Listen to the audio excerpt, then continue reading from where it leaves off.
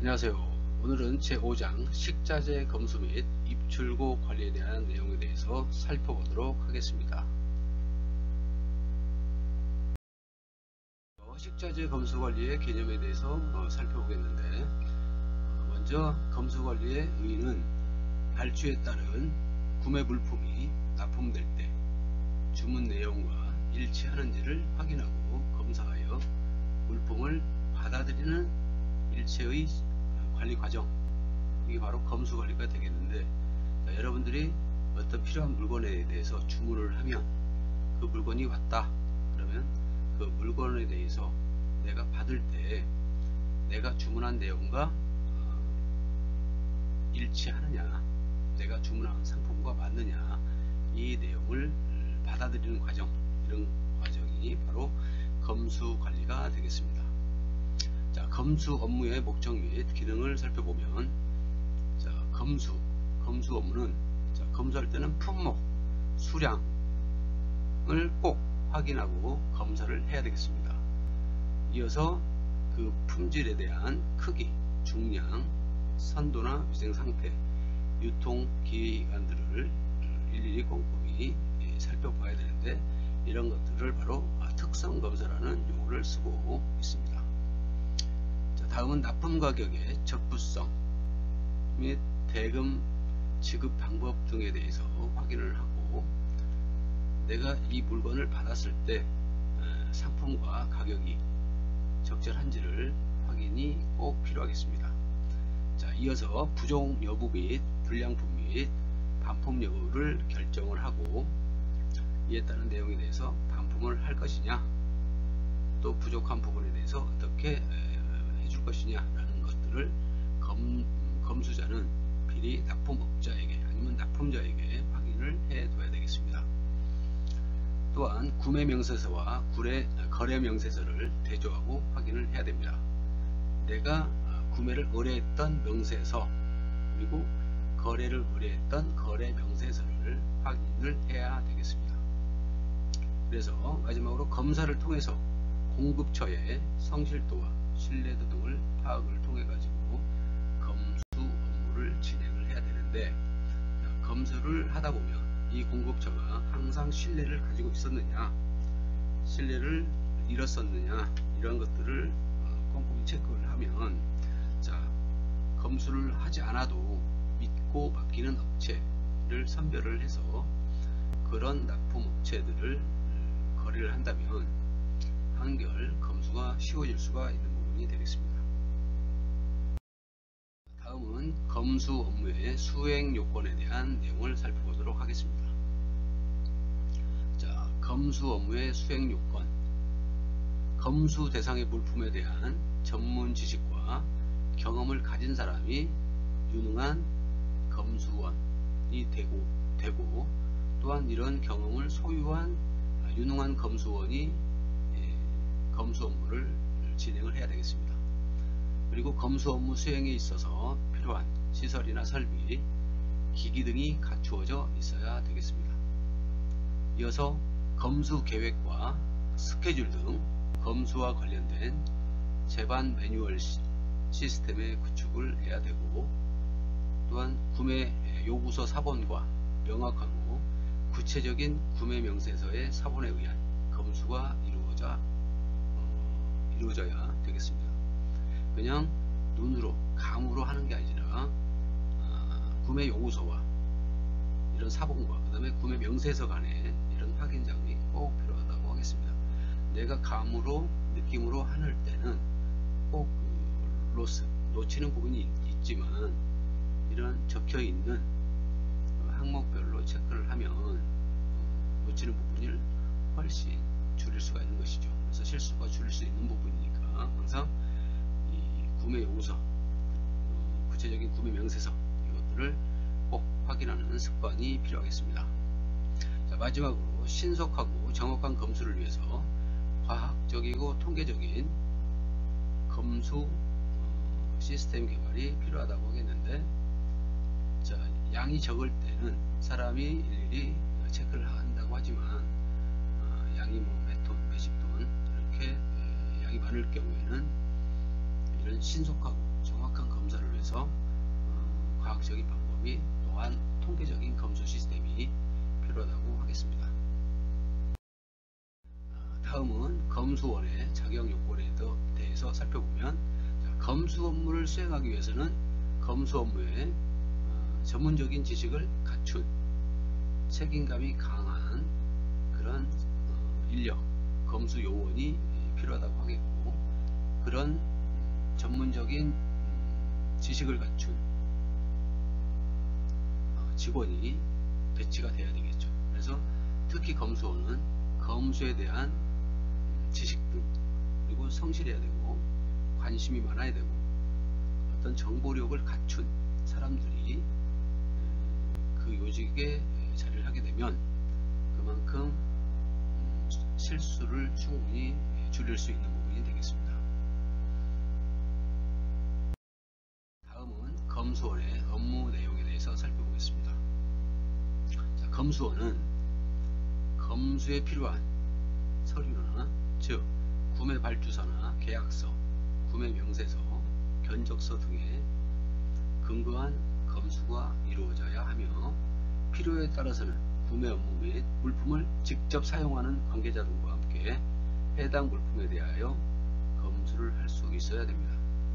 자, 구매 업무를 하는 사람 또는 검수 업무를 하는 사람이 구매 업무자와 또는 그 직접 사용하는 관계자와 함께 검수를 함으로 인해서 내용이 훨씬 투명해지고 누구를 상대방을 신뢰할 수 있는 그런 부분이 쌓이게 되는 것이죠.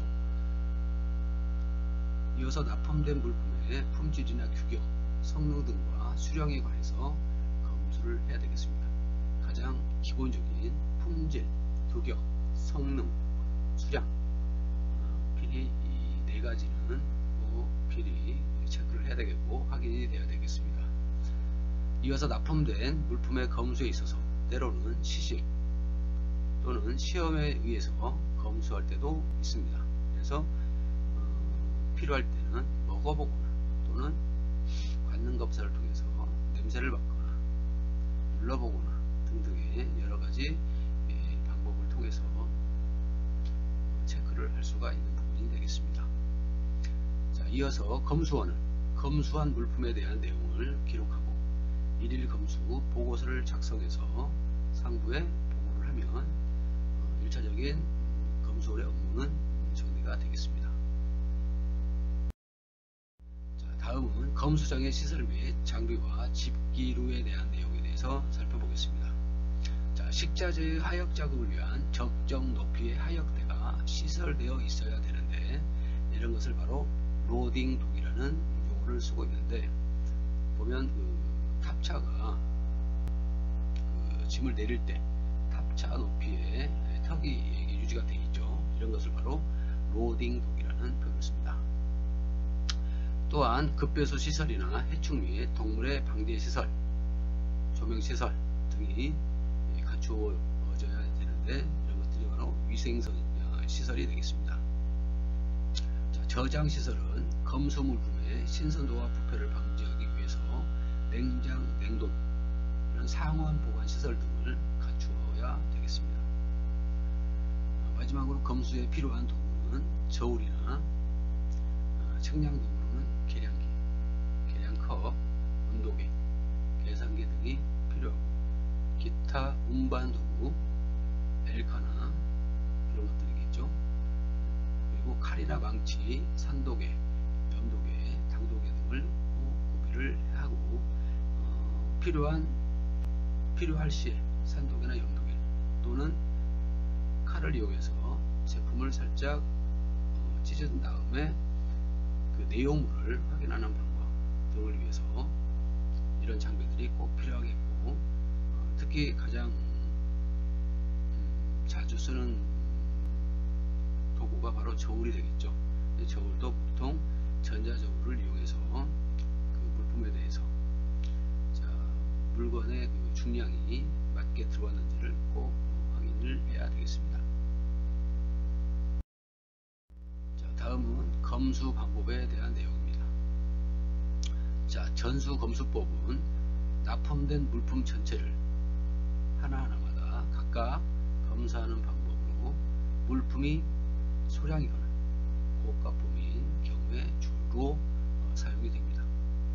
이러한 전수검수법으로 검수를 수행할 때는 시간이 많이 소요되니까 검수의 우선순위를 정해서 이루어져야 되는데, 이때는 아까도 말씀드렸듯이 고가품, 금이나 또 값이 월등히 높은 이런 물품에 대해서는 특히 전수검수를 통해서 필히 확인이 이루어져야 되겠습니다. 이때 검수하는 사람이 하나의 실수로 인해서 고가의 물품을 잘못 받거나 또는 놓치는 경우에 큰 피해가 입을 수 있으니까 특히 조심이 돼야 되겠습니다. 자, 발췌 검수법은 납품된 물품 전체를 하나하나 검사하지 않고 물품의 일부를 무작위로 선택해 가지고 검사하는 방법이 발췌 검수법이 되겠습니다. 자, 다음은 물품 검수 시에 주의해야 될 사항에 대해서 살펴보겠습니다. 자, 물품 검수 시에 물품이 과대 포장되지 않아야 된다는 걸 꼭 체크해야 되겠고, 두 번째로는 상자 아래, 위아래에 있어서 물품의 크기나 품질, 색상 등이 균일하냐, 일정하게 좋은 품질로 위아래가 같은 품질이, 적절한 품질 안에 그 물품이 좋으냐라는 것을 확인해야 되겠고, 또 물품의 등급 표시를 확인해서 등급 표시가 없거나 또 부실하면 이 물품 검수 시 받지 않거나 반품을 해야 되는 이런 이유가 되겠습니다. 그리고 물품의 가식 부분과 불가식 부분에 대한 확실한 검사를 통해서, 자, 먹을 수 있냐 먹지 못하냐에 따른 부분을 통해 가지고 먹지 못한 것까지 받을 필요는 없겠죠. 그래서 제거를 하고 알맹이만 받는다든지, 또 먹지 못한 부분에 대해서는 사전에 거래처와 소통을 통해 가지고 커팅을 해주세요. 아니면은 이러이러한 부분은 손질을 해서 납품을 해주세요. 이런 류를 통해 가지고 사전에 이런 부분을 제거한 다음에 납품이 되면, 자, 검수하기도 편하고 일하는 사람도 편하고, 자, 쓰레기를 훨씬 더 줄일 수 있는 이런 부분이 되겠습니다. 그래서 이런 물품에 대한, 특히나 이제 식당이나 호텔, 외식업체의 경우에는 이 물품에 먹을 수 있는 부분과 먹지 못하는 부분에 대한 이 확실한 검수가 이루어져야 되겠습니다. 자, 다음은 검수 절차의 단계별 흐름들을 살펴보겠습니다. 자, 구매 물품의 납품이라는 용어는, 자, 여러분들이 매장에서 새벽이나 오전에 받아볼 수 있는 그 내용이겠죠. 그래서 구매 물품의 납품을 통해서 물품이 들어오면, 자, 구매 발주서 및 구매 명세서를 검수원은 대조를 통해서 확인을 해야 되겠습니다. 그리고 세 번째로는 납품된 물품과 거래 명세서를 또 대조를 해야 되겠죠. 이 부분도 검수원이 계속 비교 테스트 대조를 통해서 검수를 진행하는 단계라고 보시면 되겠습니다. 자, 네 번째로는 납품된 물품의 인수 및 반품 처리를 하는 과정인데, 자, 내가 한 검수를 통해서 적절한 물건이 들어왔다 그러면 인수라는 용어를 쓰죠. 그래서 내가 받고 그 물품을 받게 되는 거고, 물품에 대한 항목 아니면 물품에 대한 중량이나 품질이 저하됐다면 이런 부분들은 반품을 통해 가지고 거래처에 반품을 하면 되겠습니다. 그래서 이렇게 납품된, 내가 그 검수를 통해서 적절한 물건이 들어왔다면 인수를 통해서 그 제품은 택이나 바코드를 부착해서 창고로 입고를 하거나 또는 필요한 부서, 생산 부서로 이동을 하고 하게 되겠습니다. 그 다음에 생산 부서로 이동한 다음에 그다음은 검수 기록, 오늘 어떤 물품이 들어와서 이러이러한 제품은 인수를 했고 이러이러한 부분은 이러한 제품은 반품 처리를 했다 등등의, 또는 어떤 제품의 질이 급격히 떨어졌다, 아니면 수량이 크기가 전보다 급격히 떨어지거나 작아졌다 등등의 내용들을 검수 기록을 통해 가지고 작성을 해서 상급부서나 거래처에 변경되거나 부족한 부분들을 수정 보완해 달라, 이렇게 좋게 지나갈 수도 있겠죠. 그런데 너무 업무적으로 따지다 보면 이런 것들이 수량이나 아니면은 질이 저하됨에도 불구하고 받는 그런 케이스가 있는데, 이런 부분들은 철저히 업무적으로 따질 필요가 있겠습니다.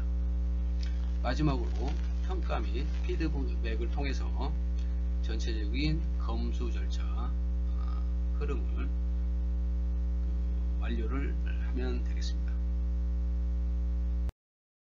자, 다음은 납품된 거래명세서의 대조가 되겠는데, 자, 거래명세서 인보이스라고 해서 거래명세서의 필수 기재사항을 보면, 자, 세법상 요구되는 구매자와 납품업자의 상호, 주소, 사업자 등록번호 등은 기재가 꼭 돼야 되겠습니다. 자, 그래서 이 구매자와 납품업자의 상호는 이름이겠죠. 그래서 이름과 주소와 사업자 번호 등 주민등록번호 격인 이런 사업자 등록번호까지를 필히 기재를 해서 세법상 요구되는 이런 항목들이 빠지지 않도록 해야 되겠고, 또한 물품명, 개수, 단가, 금액, 부가가치세 금액 등의 내용을 필히 기재를 해서 숫자나 수량, 물품 이름이나 단가에 대한 부족함이 없도록, 또는 그 내용과 차이가 나지 않도록 꼼꼼히 살펴봐야 되겠습니다. 다음은 구매발주서의 일련 번호 및 납품 기일을 꼭 기록을 해야 되고 기재가 되어야 되겠고, 마지막으로 납품업자의 확인 도장이 필요하다 하겠습니다. 자, 다음은 거래명세서 확인 도장 기재사항을 보면,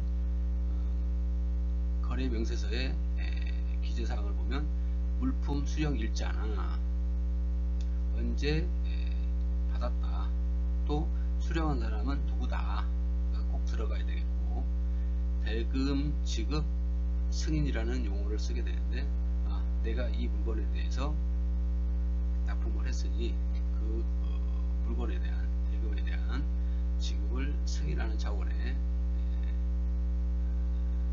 확인 도장 사인이 필요하다 하겠습니다. 그리고 검수 번호와 구매 요구서 번호 등이 필히 거래 명세서상의 기재 사항이 돼야 되겠습니다. 필히 기재를 해야 되겠습니다. 자, 다음은 납품된 거래 명세서의 대조에 대해서 살펴보면, 자, 거래 명세서의 용도는 원본은 검수 자료가 되고 원가관리 부서로 보내져서 원가 계산의 자료로 활용한 다음에 납품 물품의 대금 지급을 위하여 회계부서로 보내지게 됩니다. 그리고 거래명세서 또 한 부는 검수부서에서 보관하거나 검수 업무의 자료로 사용이 되거나, 두 번째 사보는 저장 담당자와 사용 부서의 책임자에게 송부가 되겠습니다. 그래서 최초 구매 의뢰 부서장에게 송부되어 어떤 물건이 들어왔고 어떤 거래가 이루어져 있는지를 것을 부서장은 확인을 해야 되겠습니다.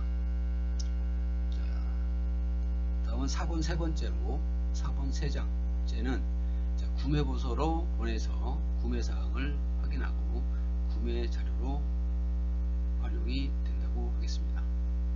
마지막 4번 4장째는 납품업자용으로 대금 지급의 청구용 및 증빙 서류로 활용이 되니까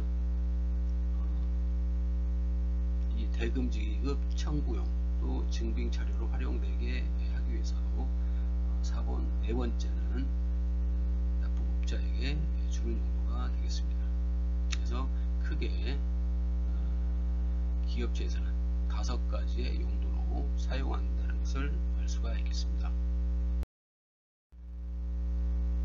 자, 다음은 거래명세서를 대조하는 방법인데, 송장 수령은 검수용어니 구매 발주사와 송장을 비교해서 다른 점을 찾아내는 방법으로 신속하고 경제적인 반면에 오류 발생률이 높은 특징을 가지고 있다고 하겠습니다.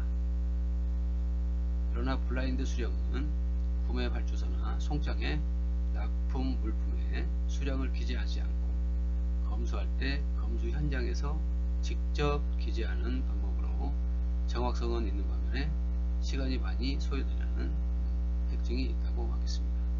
그래서 송장 수령 시 또 블라인드 수령 시의 장단점을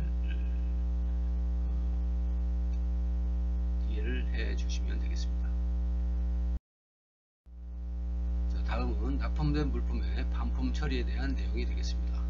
자, 검수를 통해서 납품된 물품에 대해서 이상이 없을 때는 물품을 받으면 되지만, 만일 하자가 발생하거나 즉 중량이 부족하거나 품질이 낮거나 가격이 맞지 않거나 납품 시기가 변경되거나 위생 상태 등에서 문제가 발생할 때는 구매 명세서 및 거래 명세서에 적시된 내용과 일치하지 않는다는 근거를 통해서 클레임이 발생을 한다면 반품 처리를 하게 되겠습니다.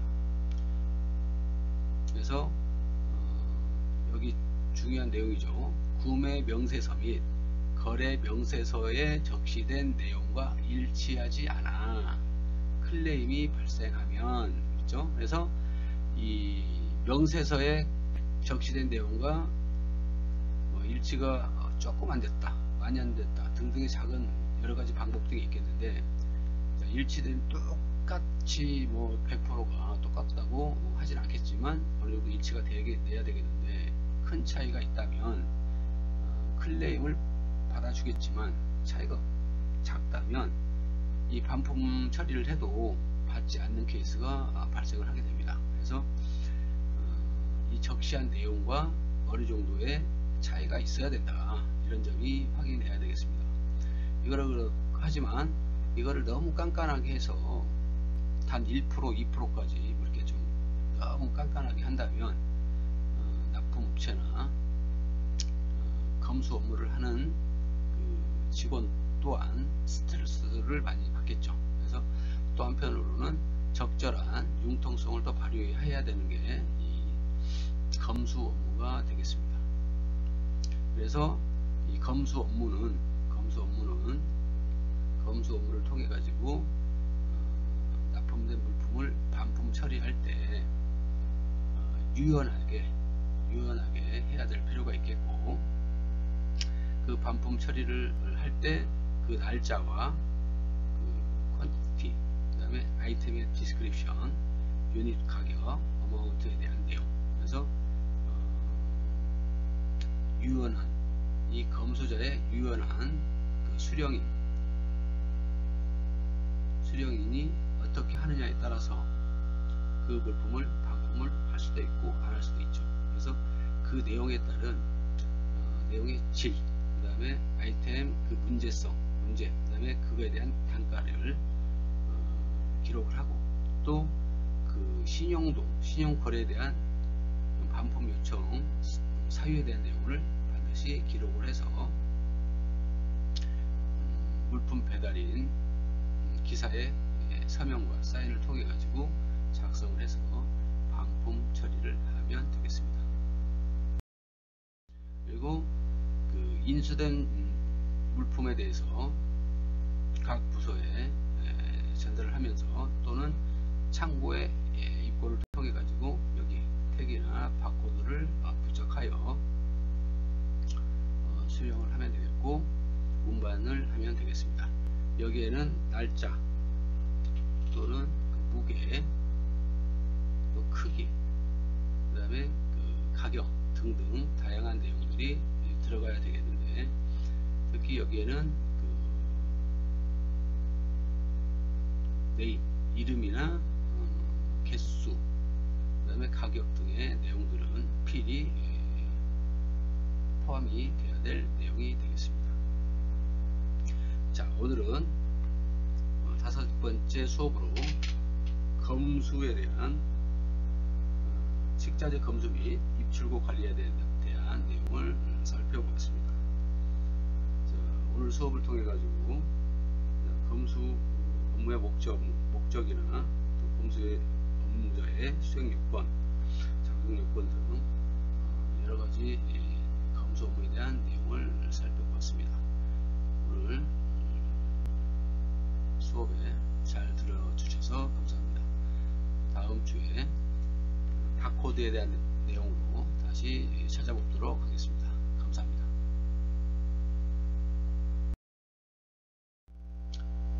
자, 오늘 고생 많으셨습니다.